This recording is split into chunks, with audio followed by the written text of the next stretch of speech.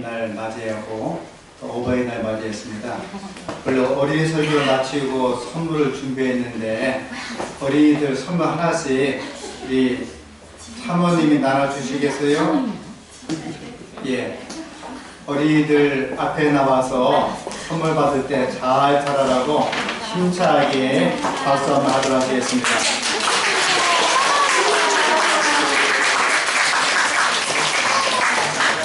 사실은 이 어린이들은 국가의 대상으로 교회의 대상으로 가장 기준입니다.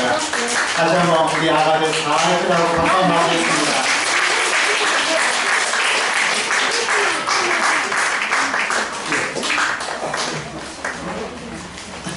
사실은 각 교회마다 어린 아이들이 어린이들이 없어서 아우성인데 우리 신다교회는 이렇게 어린이들이 있고 또 어르신들이 있고 얼마나 좋은지 모르겠습니다.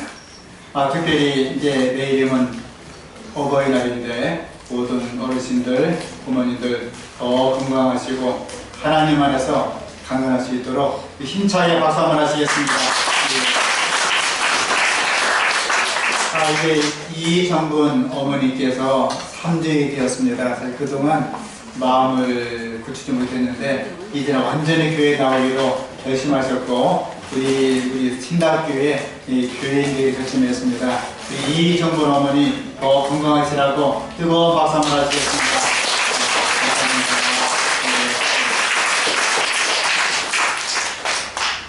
이번 5월 12일 날 어르신들 선교 관광이 있어요. 온천도 가시고 맛있는 거 많이 잡수고 구경하시고요. 혹시 급한 볼일이 있어도 다 미뤄두시고 이날 5월 12일 날 9시에 출발합니다.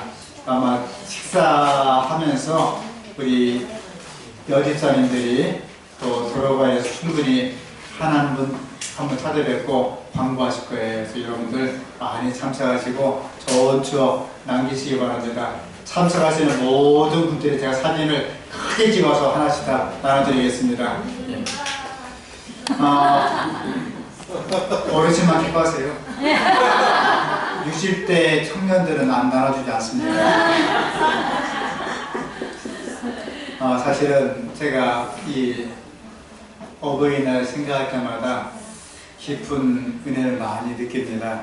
저도 이렇게 설교를 할 자격은 없지만은 하는 이유 중에 하나가 너무나 사랑을 많이 받았고 사랑을 실천하기 때문에 오늘 설교하는데 이 설교를 통해서 마음의 부담을 갖다가 설교하는 게 아니고요. 이렇게 살면 좋겠다. 하나님 이렇게 도와주신다. 그 내용으로 설교하는 내용이니까 그렇게 듣고 함께 은혜를 나누는 시간이 되었으면 좋겠습니다. 제가 사실은 기억으로 유치원을 안 갈 때 이야기니까 한 55년이 넘은 걸로 기억납니다. 저희 집안은 박혁거스의 호공파의 박시문 씨의 31대 직계손입니다. 설명 다 생략하고요. 우리말로 뼈대가 있고 가문도 있고 조코가 있는 집이에요. 제 기억으로 증조 할아버지가 제 기억으로 때 살아계셨고 증조 할머니가 계셨고 할아버지가 계셨고 할머니가 있었고 그 다음에 우리 고모 할머니 두루두리 참 많았어요. 그래서 목회자 가정이 한 13명이 목회자였습니다. 그리고 저희 아버님이 있었고 또 제가 있었고 그 다음에 그것도 형님이 있었고 누님이 있었습니다. 그때 이제 제 생일은 부담 갖지 마십시오. 정월 초하루 날입니다. 1월 1일 2일이 제 생일이에요. 제 생일 되면 늘 길바닥에 생일을 보냅니다. 인사하고 세배하느라고. 그래서 나이 30살, 40살, 50살 되도록 생일밥을 제대로 얻어먹은 적이 없었어요. 근데 제 생일 겸 설날 겸 해서 저 할아버지 집에 가게 되었습니다. 증자 할아버지 세배드리고 증자 할머니 세배드리고 할아버지 세배드리고 그 다음에 어머니 할아버지 할머니 세배드리고 아버지 세배하고 어머니 세배하고 고말머니 세배하고 숙부님 세배하고 하도 거기가 휴 시청하는데 세뱃돈을 안 주고 강냉이 튀밥 군고구 막 그 정도가 세뱃돈이었습니다. 지금 생각 미치고 팔짝 들 이야기예요. 그렇게 뼈 빠지게 중노정했는데 세뱃돈이 없어요. 저희가 이제 고구마나 오더이 먹고 때때 옷 입고 한복 입고 밖으로 뛰쳐나와서 숨바꼭질하게 되었습니다. 그때 과수원이 꽤 밭이 넓었어요. 이리 뛰고 저리 뛸 때 그 당시만 해도 꽤 추웠어요. 지금은 설날이 춥지 않잖아요. 그때 굉장히 추웠습니다. 얼마나 추웠냐면 그 밖에 있던 컵에 있는 물이 탁 터질 정도로 추웠습니다. 그 추운 날 이리 뛰고 저리 뛰는데 과수원에 옛날에는 비료를 안 썼어요. 뭘 썼냐면 사람들이 아침 먹고 점심 먹고 저녁 먹고 그 다음날 응가하면은 푹 모아서 삭힌 다음에 섞여갖고 거름을 썼어요. 할아버지 가수원한 목걸이 큰 구덩이 있었는데 한 개 두 글자의 구덩입니다. 구덩이에 아침 먹고 점심 먹고 저녁 먹고 응가한 것을 이해 못하셔도 이해하세요. 옛날에는 큰 통에다가 나무 두 개 얹어갖고 퐁당 하는 푸세식이었어요. 여름에 장마철은 퐁당 하면서 엉덩이에 확 튕기다던가 열리 하면서 다시 닦고 그 당시만 해도 제 기억으로 호박잎파리, 쥐푸라기 그걸로 뒤처리를 했어요. 종이를 썼으면 꽤 부잣집이고 저는 종이를 안 줬습니다. 쥐푸라기나 호박잎파리나 저한테 무이파리 그걸로 다 처리했습니다. 급하면 무를 이렇게 싹 뽑아서 처리하고 또 꼽아놔요. 그럼 무도 좋고 저도 좋고 다 좋고 진짜 환경적입니다. 옛날 얘기예요. 그리고 제가 하여튼 이리 뛰고 저리 뛰는데 그때 과수원에 그 큰 인분 웅덩이가 있었습니다. 그 위에다 살짝 낙엽이 쌓이고 눈이 쌓였어요. 제가 알게 뭡니까? 이리 뛰고 저리 뛰는데 푹 들어가요. 푹 들어가는데 사람 살려 하는 그 순간 어깨만큼 똥이 들어왔습니다. 그리고 사람 살려 하는 순간 턱까지 똥이 찼어요. 똥덩어리가 눈앞에 보이는 겁니다. 그리고 허부적 하는 순간 똥이 드디어 입에 들어왔습니다. 얼마나 똥맛이 질기고 쓰고 맵고 솔직히 맛도 없어요. 그걸 먹는 순간 똥을 토했습니다. 똥을 토하는 순간 사람 살려는 순간 하늘이 안 보였어요. 이미 덮었습니다. 이제는 죽었구나 싶은데 친구들이 나뭇가지를 집어넣었고 그걸 나뭇가지 붙잡고 엉금엉금 기어놨습니다. 한복을 입었고 똥덩어리가 온 천지에 들어가는데 한복 속에 똥이 뚝뚝뚝 떨어져요. 그리고 걷는 순간 똥이 얼어붙었습니다. 어그저 노부갑처럼 걷는데 저 멀리서 증조 할아버지 저를 봤습니다. 증조 할아버지 별거 아니에요. 저를 보는 순간 저리 가라 하더니 발을 뻥 찹니다. 그리고 저 멀리서 또 할아버지 저를 봤어요. 할아버지 저리 가라더니 작대기를 또 탁 때립니다. 똥덩어리 저리 가라고 해요. 저희 아버님이 저를 봤어요. 아버지도 별거 아니더라고요. 저리 가라 하더니 도망가 버렸습니다. 누님은 기절해버렸어요. 그런 사람이 목회 사모하고 은퇴했으니 정말 다행입니다. 제가 어그저 기억하는데 저 멀리서 어머님이 종갓집 맏며느리 어머니께서 한복 입고 떡밥만 찍고 있었습니다. 웅덕궁 찍고 있어 저를 봤어요. 한복을 입고 어그저 온몸이 똥투성이 저를 보고 저를 보자마자 절구통을 들고 그대로 뛰쳐오시는 거예요. 절구통에 나발을 주었거나 눈을 감는 그 순간 어머니가 절구통을 내려놓고 내 새끼야! 하고 저를 끌어안아요.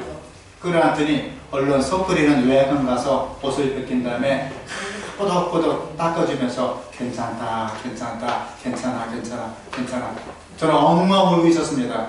한복을 버려서 아깝고 똥맛을 봐서 아깝고 가서 똥 때문에 계속 울고 있었어요.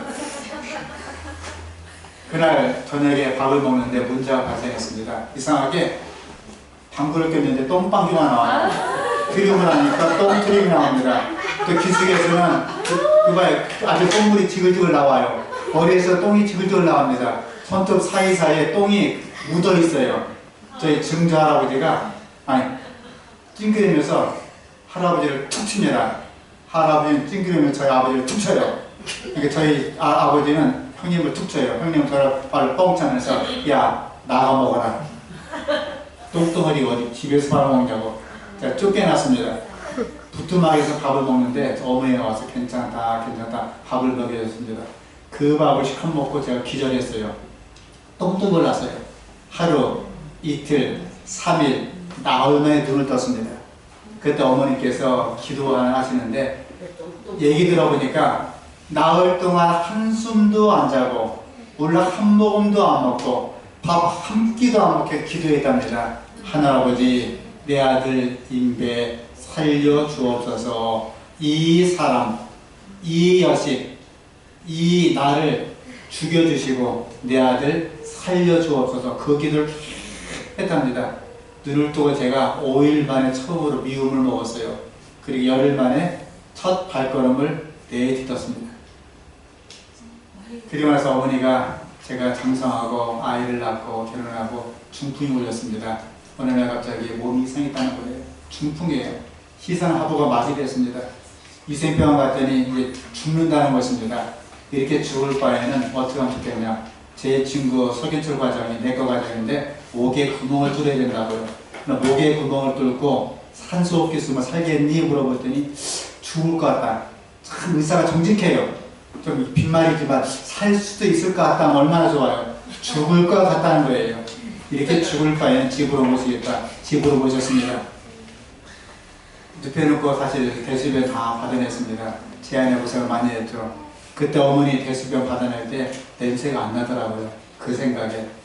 그리고 10년을 더 사시다가 86세로 3년을 가셨고 또 88세로 제 부친이 가셨습니다. 둘째 제가 나이 60에 고아가 되었습니다. 지금도 우리 부친 생각할 때마다 가슴이 참 찡합니다. 오늘 사실은 살아생전에 부모님 있는 자녀들은 다시 한번 돌아보고 또 부모님 만나보고 정을 나눌 수 있는 귀한 5월 가정의 달 되었으면 좋겠습니다. 하나님의 말씀을 펴겠습니다. 시편 128편 1절로 6절에 있는 말씀의 내용입니다. 지금 하나님께서는 우리가 머리부터 발끝까지 피투성이 되었지만 똥덩어리지만 우리를 끌어안으면서 아이고 내 새끼야 하면서 십자가의 보혈을 용서해 주었습니다.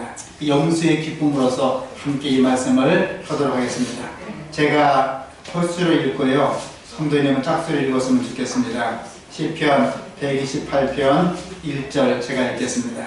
여호와를 경외하며 그 도에 행하는 자마다 복이 있도다. 시작. 내가 내 신관대로 온 것이라. 내가 헛되고 형통하리로다. 내 집 내실에 있는 내 아내는 결실한 포도나무 같으며 내 상에 둘린 자식은 어린 감람나무 같으리로다. 여호와를 경외하는 자는 이같이 복을 얻으리로다. 여호와께서 시온에서 내게 복을 주실지어다. 너는 평생에 예루살렘의 복을 보며 내 자식의 자식을 볼지어다. 이스라엘에 평강이 있을지어다. 오늘은 내가 복되고 형통하리로다. 이 말씀을 함께 은혜를 나누고자 합니다. 학자들은 말합니다. 18세기는 민중을 발견한 세기요 19세기는 여자를 발견한 세기이며 20세기는 어린 아이를 발견한 세기라고 정의합니다. 그리고 21세기는 가정의 소중함을 발견한 세기가 될 것이라 얘기하고 있습니다. 5월은 가정의 달입니다.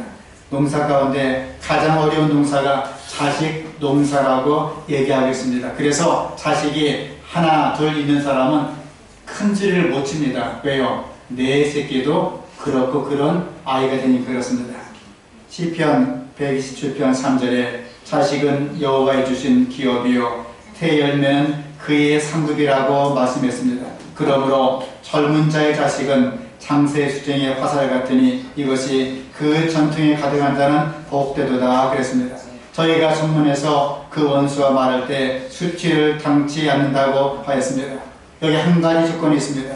우리 자녀들을 하나님의 뜻 가운데서 믿음으로 잘 양육했을 때 해당되는 말씀입니다. 우리에게 자녀를 맡기신 분은 하늘에 계신 하나님이십니다.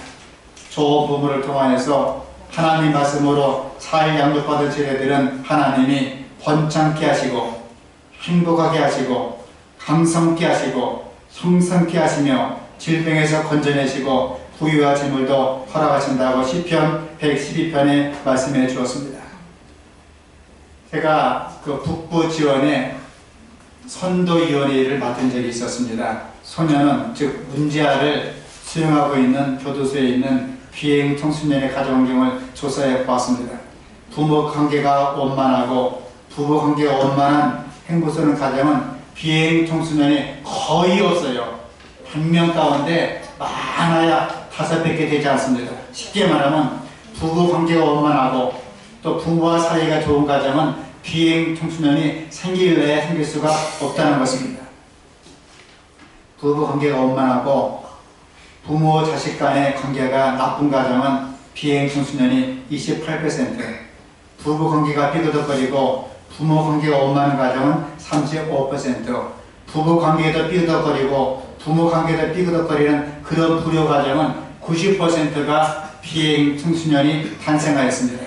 이 통계는 부부 관계가 진실하고 정직하고 사이가 왜 좋아야 되는지, 부모에게 효도하기보다는 내 자식이 잘 되고 내가 잘 되는 길은 부모에게 효도하고 부부 사이가 좋아야 된다는 것을 말해주고 있는 통계입니다. 열흘 전에 독일의 유명한 부자가 죽었습니다. 이 사람은 그가 죽을 당시 1억 5천만 달러, 현금입니다. 현금 갖고 있었습니다. 우리나라 돈으로 약 1,800억 현금이 있었습니다. 그의 재산은 1조 8천억입니다. 그가 죽을 당시에 현금만 1,800억, 1억 5천만 달러 갖고 있을 정도로 돈이 많았습니다. 그는 망해가는 회사를 인수해서 그 회사를 놀랍게도 1년 만에 3억 달러, 3,150억 원의 이익을 낼 정도로 회사에서 경영의 천재이자 규제였습니다.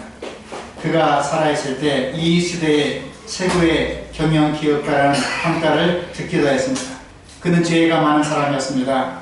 하지만 아내의 장례를 치르자마자 단 2시간 만에 회사에 나타나서 다시 일할 정도로 워커홀릭, 성실한 사람이고 일 중독자였습니다. 그에 대해서 유명한 뉴욕 뉴스위크도 이렇게 말합니다. 이 늙은 부자는 단 한 가지 악점을 가지고 있었다. 그것은 자신의 가정을 다스리지 못하는 것이었다. 그의 아들, 딸들은 마약 중독자입니다. 부인은 일찍 화병으로 암으로 죽었습니다. 가정을 충실하지 못했다는 것은 인생에 실패했다는 것을 의미합니다. 돈과 명예와 권력이 아무리 많더라도 가정 실패했다면 아무 소용이 없는 것입니다. 유명한 철학자 아리스토텔레스는 말하기를 가정은 국가와 근본 세포를 형성한다고 말했습니다. 때문에 건강하고 행복한 가정이 많다는 것은 국가가 건강해지는 것을 의미하고 있는 것입니다. 가정은 하나님께서 이 세상을 창조하신 후에 가장 먼저 주신 기본판입니다.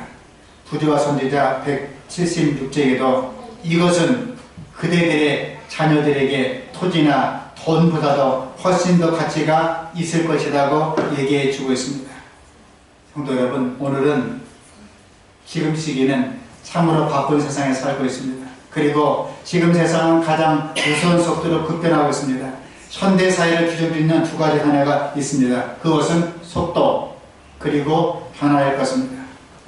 바로 이러한 세상 가운데 살아가면서 오늘날 우리는 가장 중요한 것을 많이 놓치며 살고 있습니다. 그 중에서 가장 중요한 것이 바로 우리의 가정이 행복스러운 가정이 되어야 된다는 것입니다. 가정이 평평해지면 우리의 삶은 살 수가 없습니다. 가정이 부실해지면 삶도 부실해지는 것입니다. 성경에서는 가정에 대해서 참으로 중요한 말씀을 많이 전해주고 있습니다. 첫째로, 가정은 하나님이 만드신 최초의 기관입니다. 하나님이 세운 기관은 학교도, 병원도, 보안도, 법원도 아닌 것입니다. 그래서는 말하기를 하나님이 세운 제도는 교회하고 가정 두 개뿐이라고 말해주고 있습니다. 가정은 성경에서 첫째로 등장하는 기초 공동체입니다. 둘째로, 하나님은 가정을 통하여서 인간의 모든 삶을 이루십니다. 셋째로, 하나님은 가정을 통해서만 인간이 행복하도록 하셨습니다. 술집이나 다방이나 다른 공동체가 아니고 가정에서 행복을 누리셔야 됩니다. 네 번째, 하나님은 가정을 통하여 이웃간의 삶을 나누도록 해주셨습니다. 다섯 번째로, 하나님은 가정을 통해서 구원을 이루신다 그랬습니다.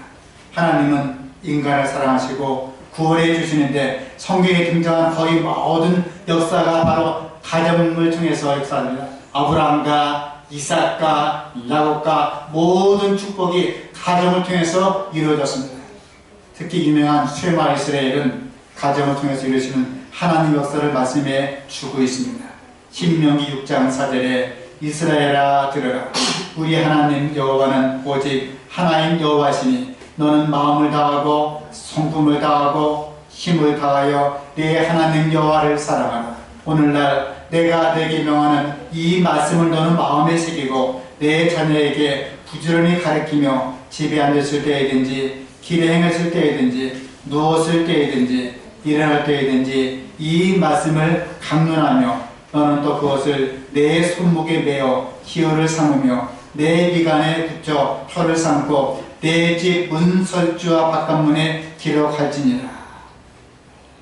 문설주와 임방에 왜 기록합니까? 죽음의 천사가 문설주와 임방의 피를 보고 패스 오버 유월했습니다. 그걸 기억하라 그랬습니다. 오늘날 가정은 심각한 위기를 맺고 있습니다. 첫째, 문제 해결의 능력을 상실한 가정입니다. 아버지가 얘기해도 말빨에 서지 않습니다. 자녀 얘기를 듣지 않습니다. 통계해 보니까 아버지와 아들이 일주일 동안 대화할 시간에 1시간도 안 되는데 가정이 98%입니다.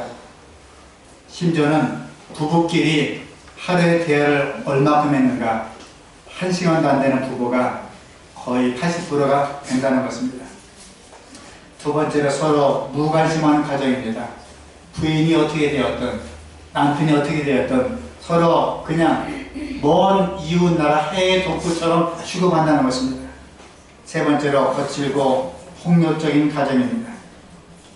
2015년 한국가정법률상담소 가정폭력 행위 상담 통계는 우리가 무시무시할 정도로 큽니다.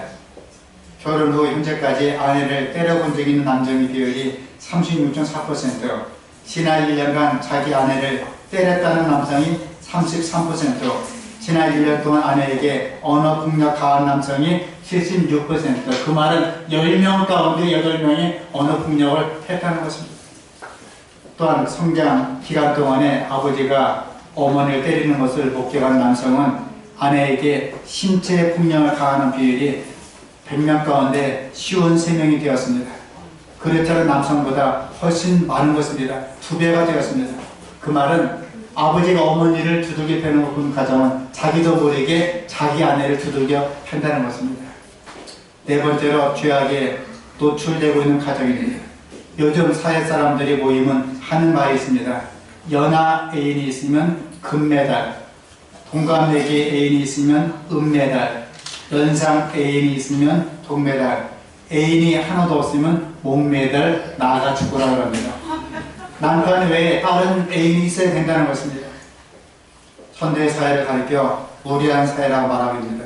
최근 통계해 보니까 남자는 60%가, 아내는 40%가 자기 신랑, 신부, 남편, 아내를 제치고 외도의 경험이 있다고 나타나 있습니다. 다섯 번째로 가정의 사명을 잃어버린 가정입니다. 얼마 전 미국의 설문조사에 의하면 지금 상대와 앞으로 결혼을 또 할 것인가, 다시 태어나도 지금 상대와 결혼할 것인가, 남자들은 10명 가운데 8명이 그렇게 하겠다는 것입니다. 그런데 여성들은 10명 또 6명 No, never, never, 내가 때려 죽여도 이 남자하고 다시는 결혼 안 하겠다는 것입니다.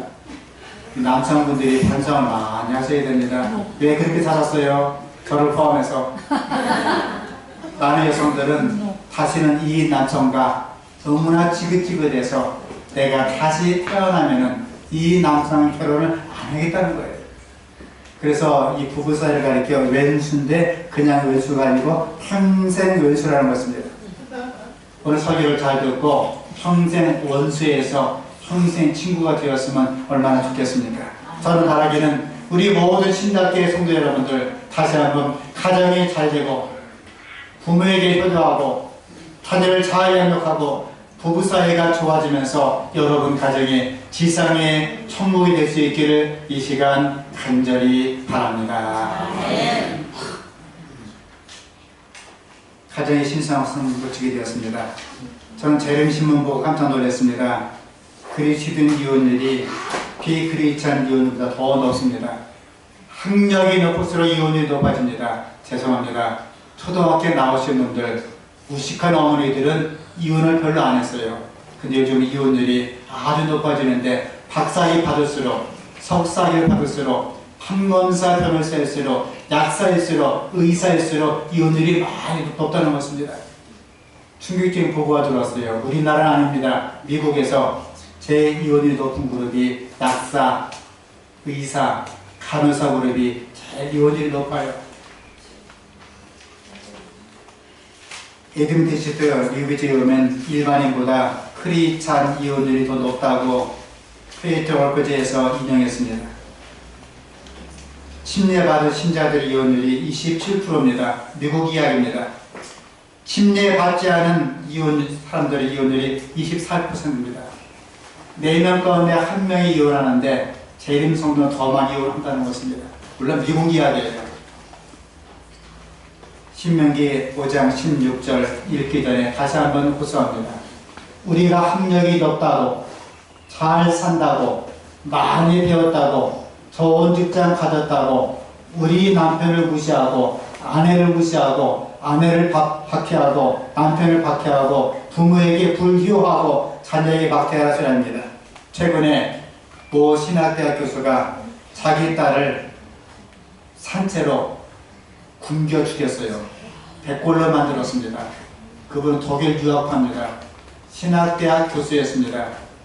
신문은 말합니다. 그는 신학은 있지만 신앙은 없는 사람이었다. 엄청난 이야기입니다.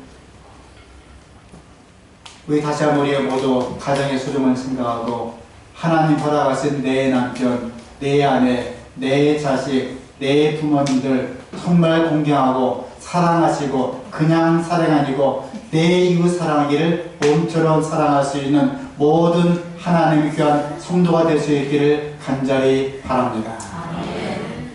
신명기 5장 16절입니다.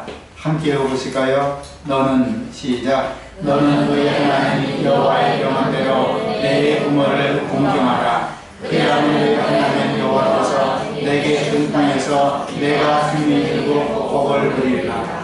영상을 보겠습니다. 양주동 작사 이용렬 작곡한 나 실제 괴로움입니다.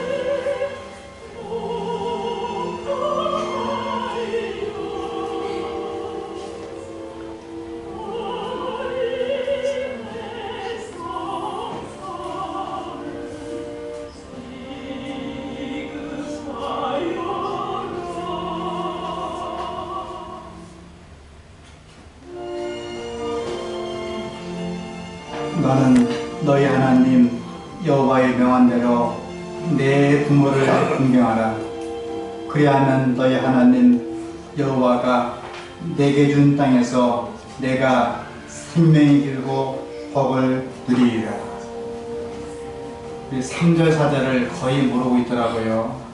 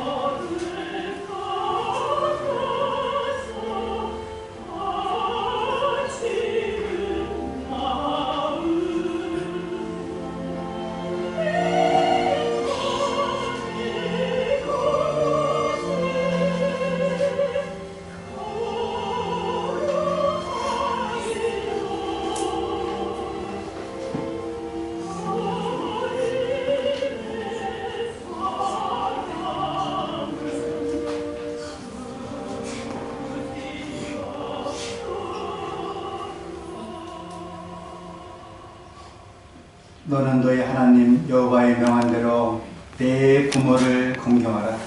그리하면 너희 하나님 여호와께서 내게 준 땅에서 내가 생명이 길고 복을 누리리라. 아멘. 어떻게 부모님을 공경할까요? 어린 아이일 때는 순종을 배워야 됩니다. 둘째로 청년일 때는 용납하고 감사함으로 공경하셔야 됩니다.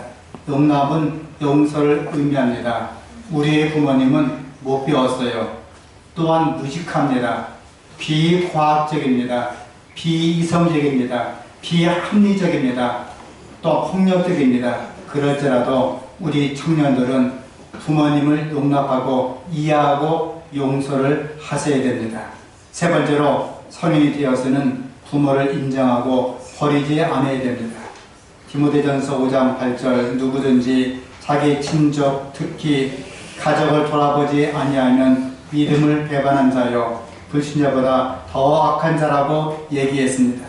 네 번째로 부모님을 교회로 인도하기 위해서 최선을 다하는 것이 가장 큰 효도입니다. 육신이야 아무리 잘해드려도 인생은 70이요 강건함은 80입니다. 인생을 잘 마무리 짓고 하나님의 이름을 듣고 예수님 믿고 이 복음을 듣는 것이 제일 큰 효도인 것입니다. 사랑하는 성도 여러분, 효도는 하나님께서 지상에서 우리 인간에게 주신 계명 중 첫째 되는 계명인 것입니다. 조은복음 1권 80쪽에 화이트이 이렇게 말했습니다. 나이가 먹은 후라도 자녀들은 부모를 존경하고 그들의 안락을 보살필 필요가 있다는 것입니다. 제가 아는 성남한 목사님은 나이가 80이 되었는데 어머니가 계세요. 그 어머니는 자기 진짜 어머니가 아니고 양 어머니입니다. 어머니 나이가 83세, 당신은 80세입니다. 비가 올 때 지붕에 기어 올라가서 비 새는 걸 그분이 80 먹은 노인네가 83세 어머니를 위해서 지붕에 올라가서 지붕을 고쳐 주었습니다. 우리는 부모님께 나이 들어서 효도하는 걸 배워야 됩니다. 한 번은 제가 좀 젊을 때 이야기입니다. 제 사택이 유생병원, 지금 36 서울병원 맞은편에 있는 삼양연립에 살았습니다. 연립에서 약간 그 경사진 길에서 교회 차를 이렇게 땄다가 핸드브레이크를 올려야 되는데 제가 무식해서 핸드브레이크를 착 올리지 않고 조금만 올렸어요. 슬금슬 닦고 있는데 차가 슬금슬 밀립니다. 그냥 빠져나오면 되는데 뒤를 돌아보니까 담벼락이에요. 부딪히면은 차가 망가지고 돈 들어가고 고쳐야 되고 방문 못 다니고 여러 가지 생각에 일단 돈이 들어간다. 돈을 아껴야 되겠다 생각하고 차를 쫙 밀었습니다. 밀다 보면 차가 멈춰요. 현대 포토차입니다. 지금 스타렉스 전에 공고 전에 스타렉스 전에 그 다음에 현대 포토차 꽤 무식한 차예요. 크고 하도 덩치가 큰 차입니다. 쫙 밀다 보니까 차가 웅체라도 멈췄어요. 이제는 멈췄구나 생각 숨을 몰아쓰는데 차가 들이밀립니다. 하다 그대로 담벼락과 차사이가 꽉 찢겼습니다. 꽉 치면서 입에는 피를 토하고 장에 파열되면서 그대로 기절했습니다. 그냥 놔두면 제 안에는 과부가 될 터인데 다행히 소리 듣고 제 안에 나왔습니다. 신랑이 차와 담벼락에 찡겼어요. 입에서 피가 나오고 있고 어쩔 수 없습니다. 밀어도 안 됩니다. 아침에 공터에서 중학교 3학년 2학년들이 야구를 하고 있었어요. 대여섯 명에서 그 사람 살려 그 아이들이 힘을 다해서 밀은 제가 빠져나왔습니다. 빠져나와 기절했습니다. 입에서는 피가 흐르고 있고 이러다 죽는데 싶은데 뜨끔뜨끔한 게 갈비가 부러져서 폐를 찌르는 것 같습니다. 속기 병원 가야지. 여보 위생병원 연락해서 구급차 부르라고 하는 순간 제 어머니가 나오셨어요. 제 어머니도 일제시대에 간호사 출신이에요. 아주 무식한 간호사 출신이더군요. 저를 보자마자 왜 그러니 여차저차 해서 차에 찡겨갖고 이 속에서 뭐가 터졌어요. 피가 나오고 있네요. 어머니 빨리 병원 가야 됩니다. 무슨 소리냐? 어혈 틀릴 때는 똥물을 먹여야 된다. 똥을 먹이라. 이제 늙은 한 여인은 똥물을 먹이라. 제 아내도 만만치 않습니다. 안강채 강씨예요. 어머니 무슨 소리 하십니까? 제가 삼육대학교 간호학과도 나오고 사실 몇 번 수석도 한 적이 있어요. 장학금 받고 똘똘이한 이 아가씨가 어머니 무슨 소리입니까? 우리 신랑 지금 파열돼갖고 지금 장파열되고 있고 입에 피가 나오고 지금 갈비가 부러져갖고 아프다고 하는데 빨리 병원 가서 엑스레이 찍고 조치하고 병원 응급조치를 받아야 됩니다. 그러니까 어머니가 재림께 집사 앞에 쏘더라고요. 이쌍 하면서 니은냐 나와요. 이쌍 니은냐 네가 나 서방 잡아먹으려고 한장을 했지. 이럴 때 어혈 틀릴 때 똥물을 먹게 되느니라. 똥물. 제 아내는 어머니 그래야지 마옵소서 병원에 가야합니다. 이게 두 여인이 젊은 남자를 놓고 싸웠어요. 싸우면서 애가 죽게 생겼더라고요. 가슴이 뜨끔뜨끔 죽을 것 같아요. 피가 나오고 이러다 제가 가물가물하는데 어머니는 똥물을 먹여야 된다. 제 아내는 병원에 가야 된다. 큰일 났습니다. 제가 이러다 죽게 생겼습니다. 그때 아버님이 또 뛰쳐나왔어요. 이 노인네가 왜 그래요? 하는데 제가 죽게 생겼습니다. 얘기가 안 나와요. 죽는 거나 가물가물 의식이 사라지는데 계속 피박 터지게 싸우는 것이 제 모친은 똥물을 먹여야 되느니라. 제 아내는 어머니 그래야지 마옵소서 위생병원에 가야 됩니다. 병원이 코앞인데 왜 그래 합니까? 위생병원 맞은편에 있는 지금 아파트 이야기예요. 1분 거리에 병원 놔두고 싸우고 있습니다. 제가 그래서 얼른 머리쓰기 어머니 그러면 마침 말이 나오더라고요. 주변에 말이 나와요. 어머니 그럼 제가 똥물을 조금 마시고 가면 되겠습니까? 했더니 그래 그렇게 하면 된다는 거예요. 허락을 받았어요. 아버님께 살짝 둔치됐습니다. 아버지 조금만 들고 오시라고. 이 노인네가 가더니 그릇이 어디인지 아나요? 저도 같이 지금까지 냉장고 열어본 적이 없습니다. 그릇을 찾는다는 게 그만 급해갖고 냉면 사발을 들고 왔어요. 냉면 사발로 급한 길에 두세씩 푹 퍼갖고 갖고 왔는데 똥덩어리가 막 굴러다니는 걸 보았어요. 어머니 얼른 먹으라고. 어릴 때 제가 똥을 먹어봤잖아요. 어릴 때 그 똥 얼마나 맛이 없으니까. 근데 얼른 먹으라는 겁니다. 죽게 생겼어요. 제가 그것을 할 수 없이 먹는데 똥덩어리가 막 들어옵니다. 그걸 다 먹고 쓰러졌어요. 그리고 차마 위생병원 가면은 염색이야 재림께 목사가 똥 먹고 왔다면 소문나다는 거잖아요. 그래서 위생병원 못 가고 청년이 동산병원, 지금 마감병원입니다. 세무서 앞에 그때 동산병원이 있었어요. 거기까지 갔습니다. 가고 제가 쓰러졌는데 변종 장티푸스를 앓게 되었습니다. 나흘 동안 43도, 44도 막 올라와 거의 죽을 뻔했습니다. 의사는 말하기를 장이 파열된 곳에 썩은 똥이 들어가서 장티푸스 했다는 거예요. 장티푸사. 옛날 연병입니다. 제 연병에 걸렸어요. 죽다 살아났습니다. 깨어났더니 얼굴이 더 뽀얘지고 예뻐졌어요. 지금까지. 그리고 지금 어머니가 돌아가실 때까지 고부간의 갈등은 영원히 없었습니다.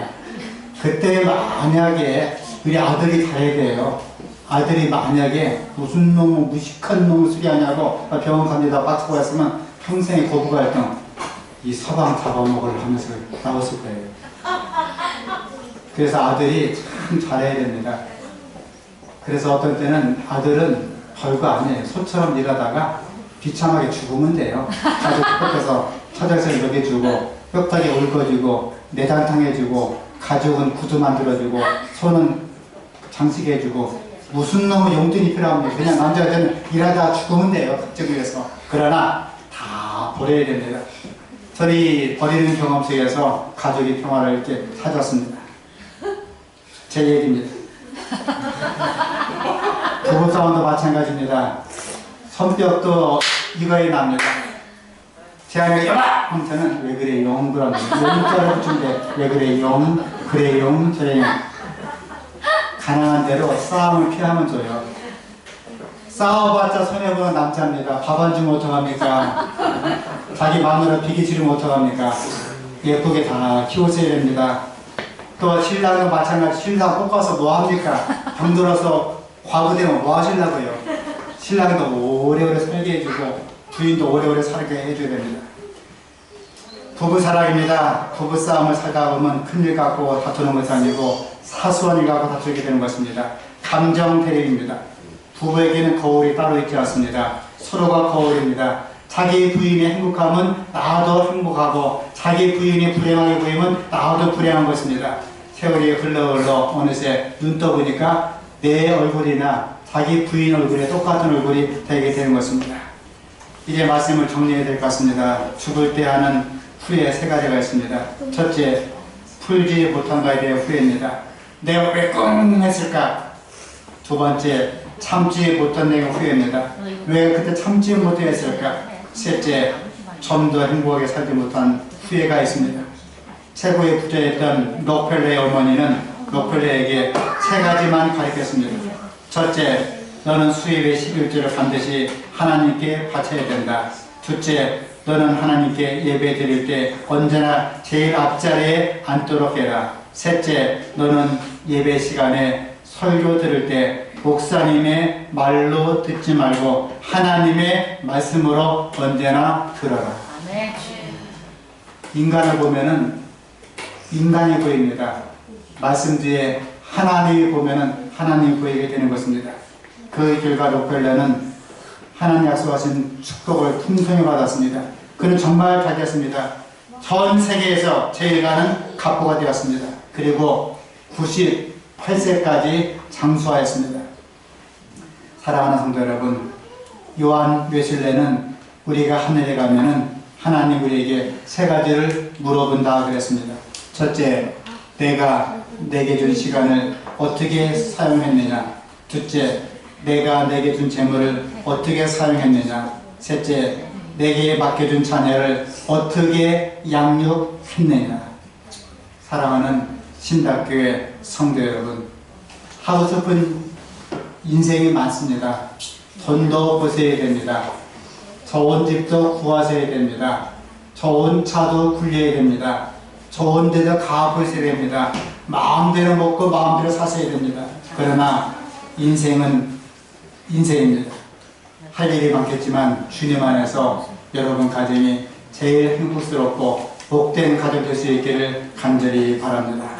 여호와를 경외하며 도에 행하는 자마다 복이 있도다.